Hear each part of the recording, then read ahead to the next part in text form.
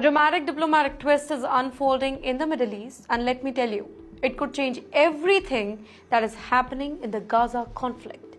Iran has just made a bold and urgent call asking the Organization of Islamic Cooperation, OIC, a group of 57 Muslim majority countries to come together for an emergency meeting. Why?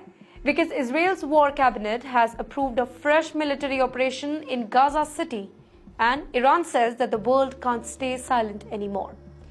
In an emotional yet politically charged message, Iran's Foreign Minister Abbas Araghchi reached out directly to two very powerful players in the Islamic world, Saudi Arabia and Turkey. He urged them to lead the way, take a stand and take action. Iran is calling what's happening in Gaza nothing short of genocide. And they are not just talking about protests and statements, they are talking about a real action, possibly even a joint military force, humanitarian aid convoy, and an unified Islamic political front. Now let's break this down. Well, the situation in Gaza has already been tragic for months. Thousands have been killed, many of them are women and children, homes are destroyed, hospitals are barely functioning, and basic supplies like food and water, they are running out. Now, with Israel planning a new ground offensive, people fear the worst. Another mass displacement, more civilian casualties, and a deepening humanitarian crisis. Iran sees this as a turning point now. Tehran is not just reacting to Israel's action, it's trying to rally the entire Muslim world into very powerful alliance. You know what's the goal here is?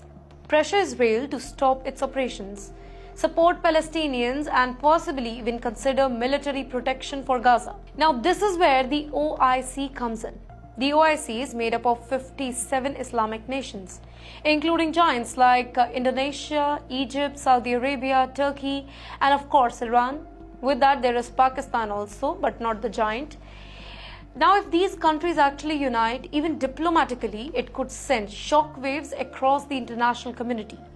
Iran wants them to act fast, not just their talk. Their message is, Gaza does not have time. But you know what? This isn't the very first time when Islamic countries have debated actions on Gaza. But what makes this particular moment different is the growing public anger, the worsening situation on the ground, and Iran's aggressive push for unity, even with nations that it usually disagrees with, like Saudi Arabia.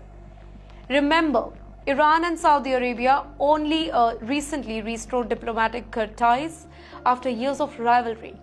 But now, with Gaza burning, even